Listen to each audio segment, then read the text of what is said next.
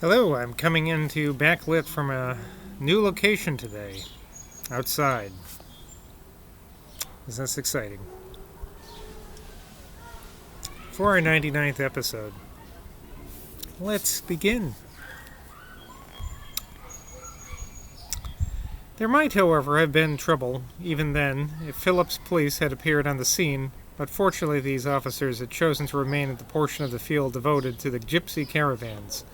For it was there that the hobble-howays and riotous young apprentices of the town, who regarded this occasion as their grand opportunity for causing annoyances, were shouting, singing, skylarking, making a resounding hullabaloo, and trying to draw the attention of the vast audiences to themselves.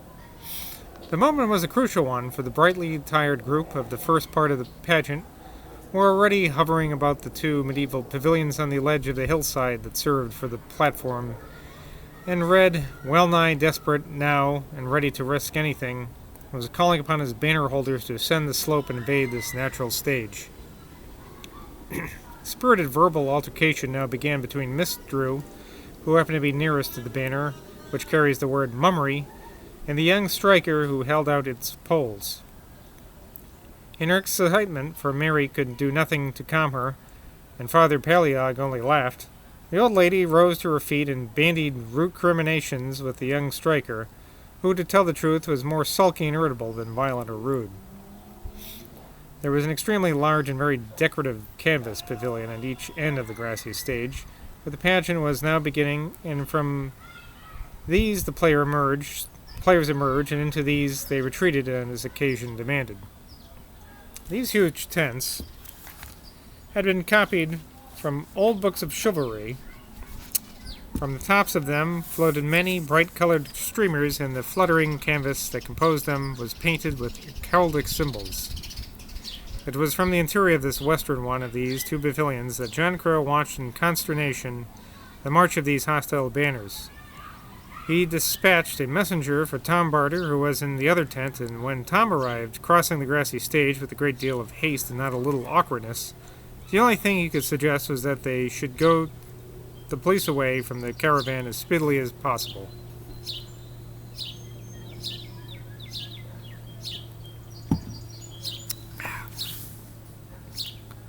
But why haven't they come already? Demanded John. They don't realize what's up, cried Tom. How should they? They think it's a deputation to the mayor or something. They're strangers. They don't know the town. They think it's part of the affair, those flags and so on. They think it's part of our performance.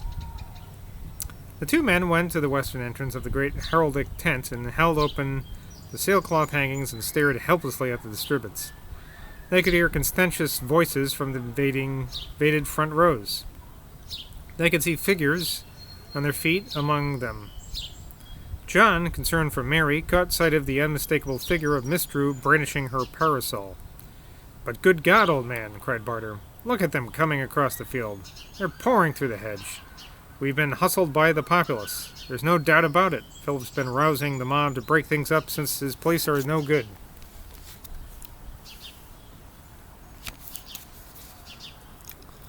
"What are you all doing?" John cried now, turning fiercely round on the actors with whom the tent was crowded. It was a moment for the opening dumb show of the pageant, which consisted of a concourse of people in medieval dress gathered to watch the coronation of Arthur and Guinevere. The part of Guinevere was taken by the tallest young lady in Wallops, but for the role of Arthur, Ned Atling had brought from his own village his father's foreman, a majestic-looking middle-aged individual, bearded and broad-shouldered, but whose red-stocking knees at the crisis were knocking together with panic. The thrones of the king and queen were now standing near them. Inside the tent, a couple of Matt Decker's choir lads in crimson doublet and hose, waiting the world to drag them out. From the eastern pavilion, the knights and ladies of Camelot, Sunday school children from St. John's and St. Benignus, were already, in the absence of anyone to stop them, gliding nervously forth and presenting themselves before the audience. It was then that the absence of the thrones, delayed by the consternation of the officials in the western tent, proved bewildering to these bedizened youngsters.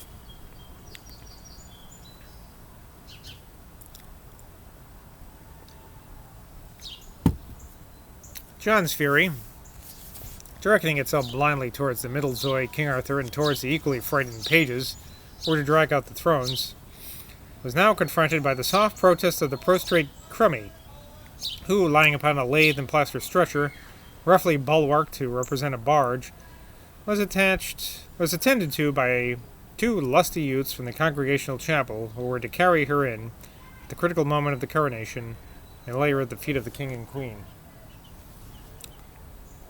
Across the body of Crummy, who was wrapped in a dark blanket, over which her long fair hair fell in disheveled allurement, the mitred bishop, Bob Carter, from the Godney grocery, was clinging frantically to the crown of Britain, which an agitated page, Ted Sparks from the baker at Mere, was trying to take away from him, burst now into angry abuse of Lancelot du Lac. This melancholy mirror of courtesy was Billy Pratt of the St. John's Bellringers. Billy had infuriated Bob by insisting that it was his right to stand at the head of Crummy when the moment came for them all to emerge into public view, whereas Bishop Bob declared that Lancelot's place was near the Queen. It was one of the midst of the noisy wrangle of church and state over this beautiful corpse that the soft voice of the Lady of Shalott herself arose, inquiring of John what for mercy's sake was the matter and why the performances didn't commence. "So stuffy in here," murmured the love-slain damsel. "There's a devil to pay out here, Miss Judd," cried John, in a state of bordering on complete nervous collapse. "There's a mob pouring across the field from the town with flags and sticks and God knows what, and they've now collected in front of the audience. They're pointing at us too, and I believe," he cast a glance through the tent hangings, "Christ, they are! They're coming up the hill, and all the front row of people are on their feet and the foreigners are beginning to make a row." John's account of things, however, were a little exaggerated. Only one flag carrier, the young communist who had been threatened by Miss Drew's parasol, had begun to ascend the hill, but he had paused when he saw that no one was following him. It was true that the foreign element in the audience, especially the Swedes and Norwegians, were shouting protests in strange tongues, but although matters were critical, nothing had yet occurred that was irretrievable.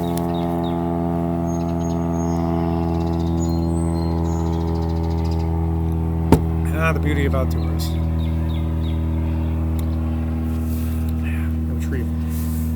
"Are those Taunton police quite still?" murmured the caressing voice of the Lady of Shalott. "Quiet?" cried John, rushing once more to the opening of the tent. When he came back to her side, for this fair creature under the dark blanket seemed just then all the human wisdom he could cling to, he informed her that a body of policemen were even now hastening round beneath the rear of the audience in the hedge, with an evident intention of cutting off the strikers' retreat. "Stop them!" commanded Crummy, lifting up her lovely bare shoulders from the black cushions on which they were resting. Father said that under no conditions were those Taunton police to interfere. "Tom!" cried poor John, in complete distraction. "Miss Geard says the police must be stopped." Barter approached, fixing upon the Lady of Shalott's shoulders an eye of covetous lechery. "Are you a friend of mine, Mr. Barter?" said the girl. And to these words Crummy threw all the world of erotic appeal of which she was the perfect mistress. Paralyzed by her passion for Sam, this appeal had been storing up for the last 2 or 3 months like a precious wine cooled a long age in the deep-delved earth. But at the delicate crisis, when the whole success of her father's pageant was at stake, it poured forth from her voice, her hair, her shoulders, her bosom, like undulant music. "Yours to command, Miss Geard," said Tom Barter, gloating over her with a drugged, fatuous smile. "She's the most beautiful thing I've ever seen in my whole life," he thought. "Run down the field, then, Mr. Barter, for mercy's sake, and stop those policemen. Talk to their sergeant if he's there. Talk to any of them. Tell them these people are friends of the mayor and that it's all right." Barter didn't hesitate for a second. His face changed, however. Action always steadied him. "I'm off," he cried, and disappeared from the tent. John and the bishop and Lancelot du Lac and a group of pretty pages with bare legs and tumbled curls watched the process of events from the tent entrance. Edward Adling, from the other tent, had already saved the situation as far as the pageant was concerned, for he himself carried upon the grassy stage the Arthurian flag, the dragon of the great Pendragon ship, towards which, as he planted it in the earth, a group of his companions lifted their glittering sword points in a reverential salute. Then, leaving the flag there, midway between the two tents, he had withdrawn his followers from view.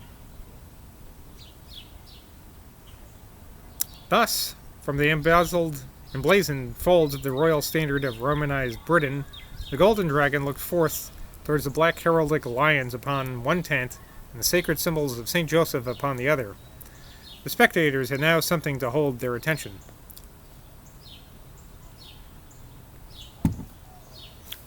John suddenly resolved that they should have something else, and he gave a signal to the pages, who were scraping at the golden thrones with their nails to see how deep the gilding went, to carry them out and place them on the left of the dragon's ensign.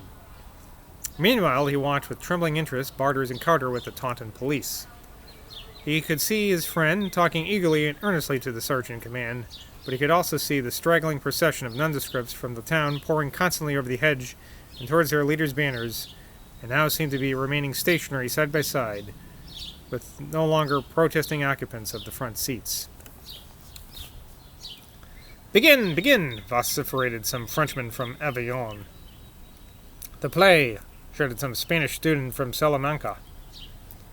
"Hush, hush!" retorted a German contingent from Weimar, to whose more patient minds, schooled in Faustian mysteries, those two golden thrones with the sunny hillside as a background held a symbolic, if not metaphysical, signification.